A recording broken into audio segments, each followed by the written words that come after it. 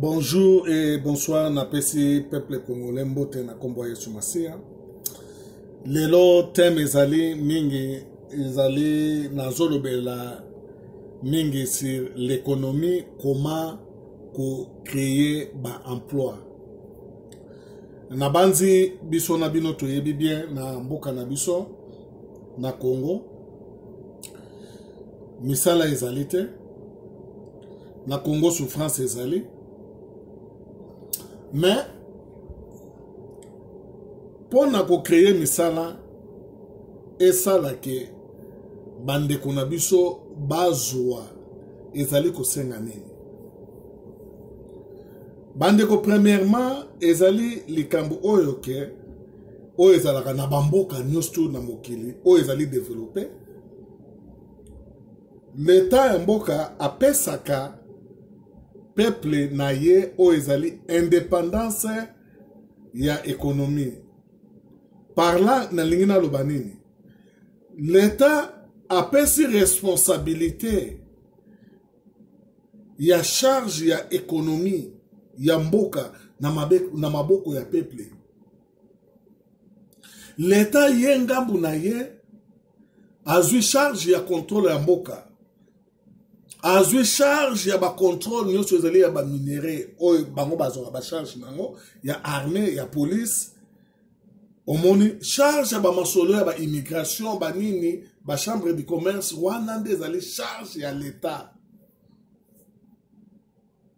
nde ebandi kosala équilibre.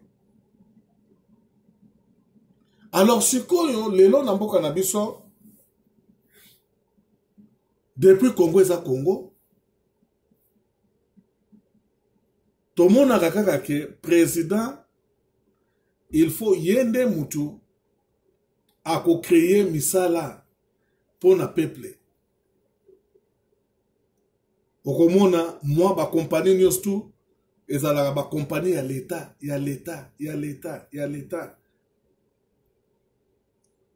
Capacité na yango ezali pas même capacité à 500 000 personnes.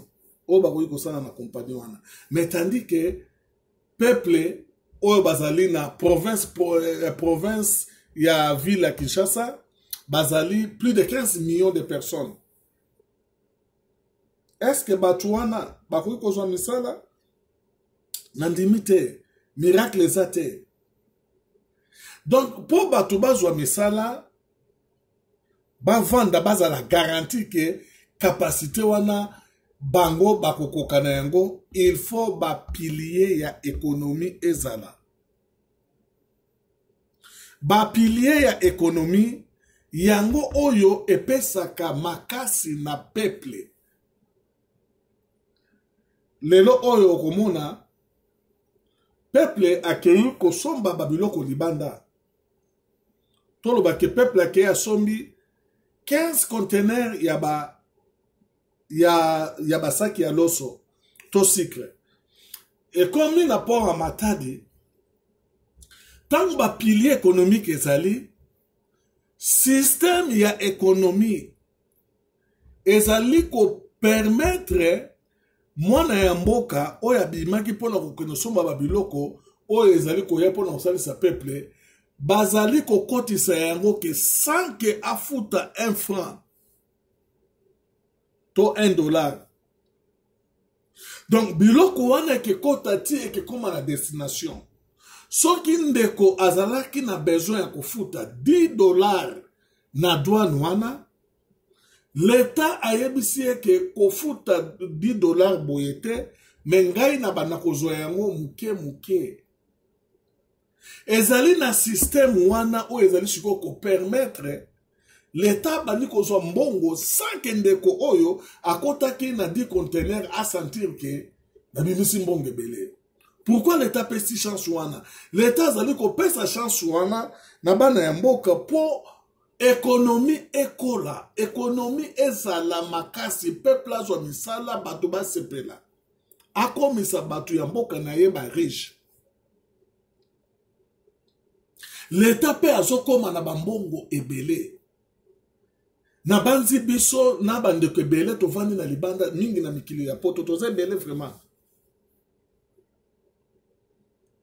mais toyebi ba fonctionnement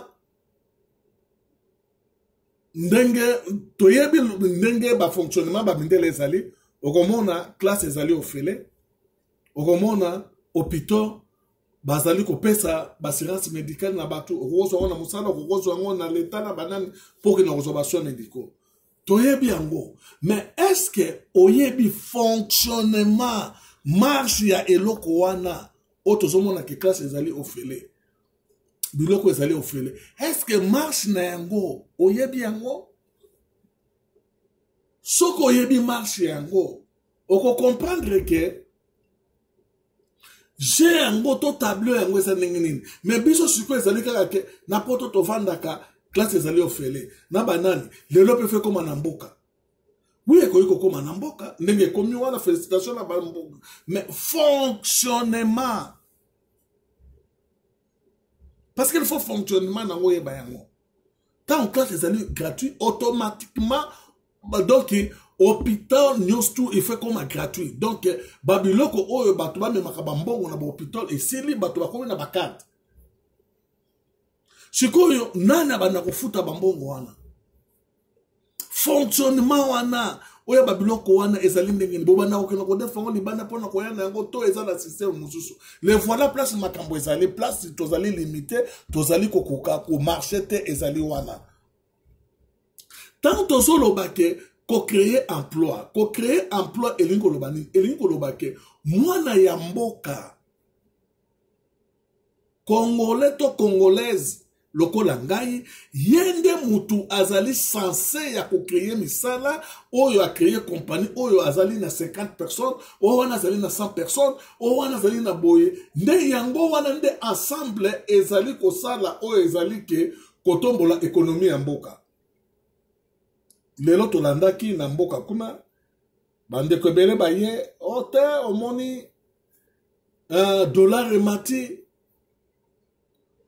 tant mokonzi ya kala azalaki dollar ezalaki na se na banane variation wana ya dollar komata totuni bango pona nini ndenge tozali koyoka pardon kotuna eza trop dire ndenge tozali koyoka ba explication na bato mais ba version oyo bato bazopesa ezali wana te po dollar ezala na se elingo loba nini elingo loba ke il faut bino bo produire.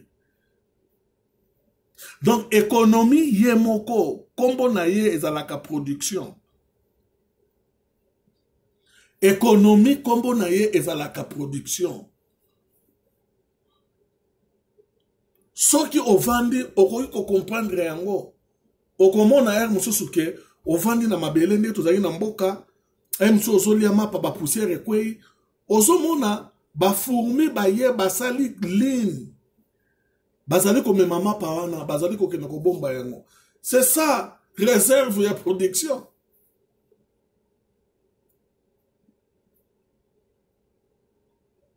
Donc bazali ko produire te mais bazali ko ça la réserve ya production. Mais ce que les loto tourni awa. Réserve ya production congolaise ezalaka wapi, ezalite.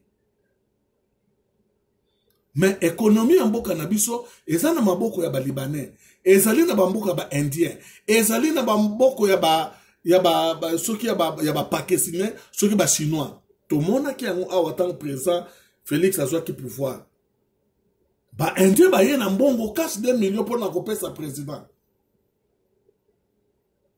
tandis que na mboka na bato baza impayé tandis que na mboka na balobi ke bato baza ko souffrir mbongo ezalaka te mais bato mususu baza na ba mbongo ya ndenge wana cash oyo biso nanu tosimi yango te mais bango baza na yango pourquoi parce que système oyo ya kala epesa bato wana pouvoir ekomisa bango bato ya mbongo makasi ezwi sikoyo oyo ezali ba autochtone to bana mboka et réduire bango ekomisi bango pauvre sikoyo po lelo mboka na biso emata ekoma développer ezali kosenga ke il faut ko détruire système tokoki kotonga ba building tokoki kotonga biloko nyonso biso tolingi tant que système ezali changer te mboka ezali kokufa batu wana ba libanais na ba indien balakisi biso nini? Balakisi biso ke bokende bozwaka ba diamant yango wana nde économie. Nde bato misusu bazokanisa. So toteki yango tanto kozwa mbongo toye na ona banki tokotisi mbongo wana nde sikoyo ekesala badi te. Diamant ezali ba richesse naturelle. Économie ezali production. Lelo Congo to vivaka na ba o ezali ba production o ezali international. Ezali ya batu. Ba mungwa ba loso ba nini ba makambo ebele utaka na libande ezoya ba mafuta. Tozana eloko moko te. Muto akochango temba ezali te. Siko boko créer ba emploi yango ndenge nini. Toko créer ba emploi yango ndenge nini. Ezali miracle. Yango o ezali kosenga na minute o tozali kosolola ke po mboka na biso ezala kimia nano. Dans 4, 5, 6 mois, que Masole monani batu ba bandi moi muketo mingi ko sepela. Il faut ba pilier économique. Sans ba pilier économique mboka za kokufa. Ezalité. Ba pilier économique ezalité. Ezali erreur grave. Ata to bengi o bazoloba ba investisseur et que simbate. To mona ki amu awa Mobutu Seko. Tant Wafanda qui après guerre il y a Ali Foreman. Comme Tozalaki na ba réserve à production belge. Batu bayaki ba kota ki ebele na mboka ba utilisaki ba o ezaki ba réserve na biso. Après combat Mobutu a ko sentir que économie en mboka ekweyaki. Tant que kwei Toye koko en 1980, mbalamoko avant 1980 Mobutu a changé mbongo. Na 1980 Mobutu a lobby objectif 80. Et là que boma ke loko wana ezalaki parce que ba pilier économique ezalaki te. Ba oyo bazali bana ya kini ya solo, bandeko oyo tokoli na bango na Kinshasa, na belesi oyo baza ba génération na biso, baleki na biso ya simate, na banti bayebaki animation bazako benga SGA. Kota parler du peuple wana. Je crois que ba chinois basomba. SGA. Ezalaki ba masolo ya bien. Ekufa pona nini? Ezalaki teke pona lito moboti abana uzombongo. Ekufa ki parce que ba pilier économique ezalaki te. SGA ezalaki munene ya kosakana te bao bayebi yango mais place yango to buka nyos tout olongola na batolo mabele tikala po mabashino basalo ndire loko yalaka wana te mais eloko ezalaka.